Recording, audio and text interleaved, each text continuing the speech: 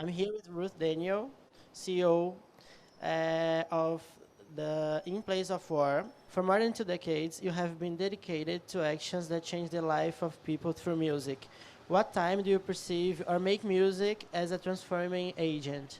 Yeah, so I've been involved in music as a tool for social change for a long time now, and I've really seen the power that music has to make profound and lasting change in communities all over the world, from helping take people out of gangs and engage them in hip hop to helping to build um, social enterprises and businesses through music all over the world.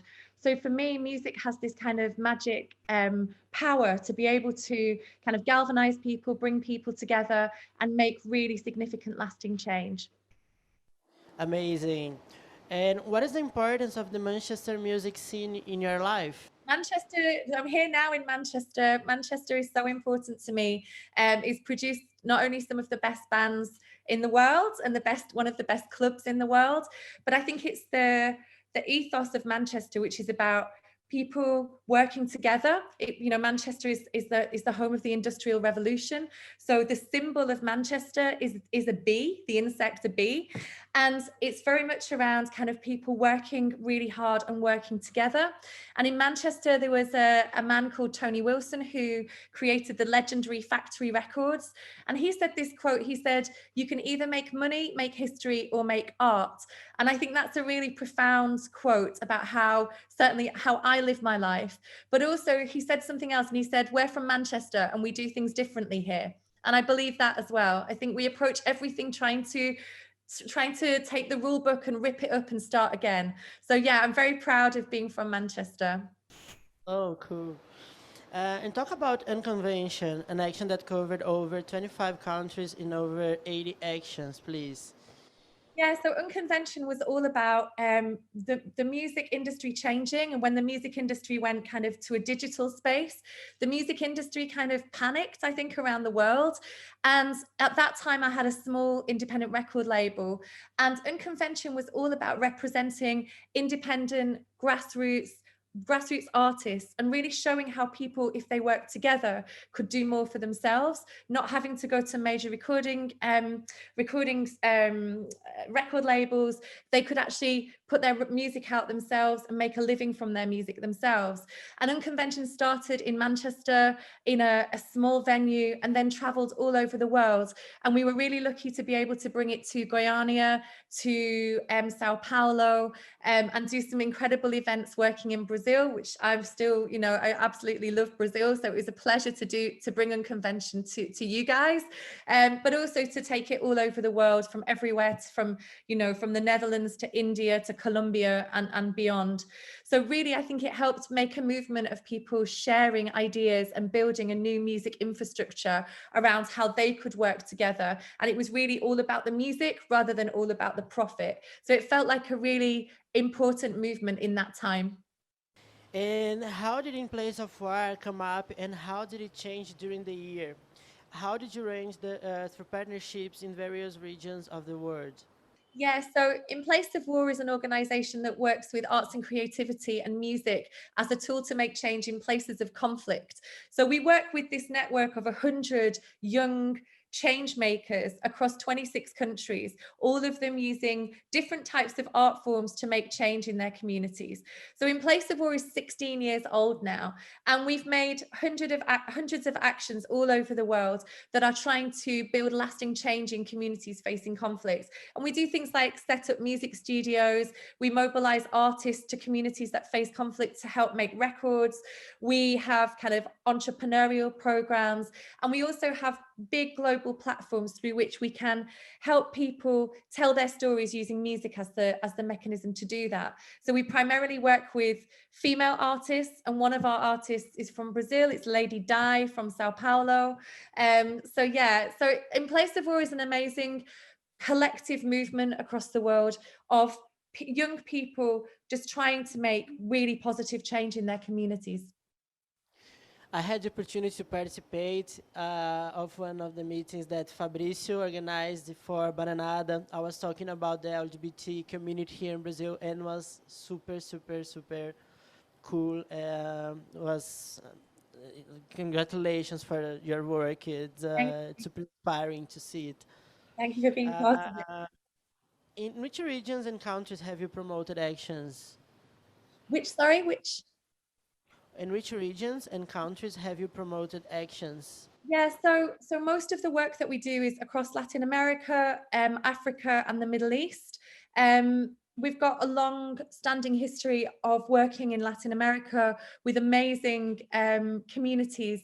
Our work really started in Medellin in Colombia, working with hip hop, and this was through Unconvention, but working primarily with hip hop in Medellin, and then really sort of just kind of the work grew very organically, and we started to work in more regions and more countries across the world.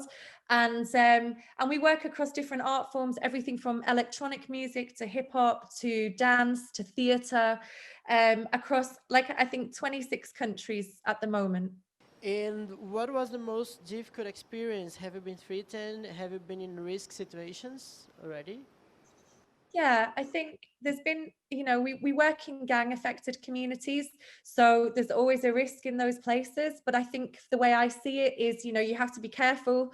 You have to, you have to try and take precautions. But of course, I could just walk outside this house right now and I could be hit by a car. So, life is life. You have to live it. We work in a community in South Africa called Lavender Hill, which is a gang affected community, and it's very small. And when we did our first work there, they had a ceasefire, so nobody would shoot anybody in those 2 days. And we were asked whether we wanted to take security with us, and we said no, because you don't want to go to a community with security with you. So we kind of we try to be careful, but also we want to be human as well. So we don't want to arrive with a whole load of security vehicles. So yeah, it's the work is sometimes risky, but for me the biggest risk is not being able to deliver the promises that maybe we make to communities. So that for me is more important than the risk of being threatened. And which was the most gratifying? Where music has the most effect on the transformation of a local community? So for me, there's so many places in so many parts of the world where music has an amazing impact. And I think, in lots of different ways. For me, seeing how much music plays a part of the life of the favelas in Brazil, and how much the cultural spaces in favelas have this opportunity to engage people, perhaps away from some of the more negative actions in the favelas, and engage people in creativity and in music. In Medellin in Colombia, seeing the hip hop movement there, 2,500 hip hop artists across the city, really engaging people away from being in gangs, from going to somewhere like Zimbabwe and seeing the role of music there, helping people build more positive futures, improve their livelihoods through music, building careers and businesses in music. So for me, in so many places, music manages to not only touch people and entertain people, but as one person said to me in Medellin, if it wasn't for hip hop, he would be dead. So it's also a tool to help save people's lives and change people's lives. And what is the importance of activism nowadays? So we live in a world that is kind of falling apart. We're in the middle of a global pandemic, but before that we have conflict, we have climate change, we have right-wing governments. And I mean, speaking in Brazil, I think you guys can really understand this.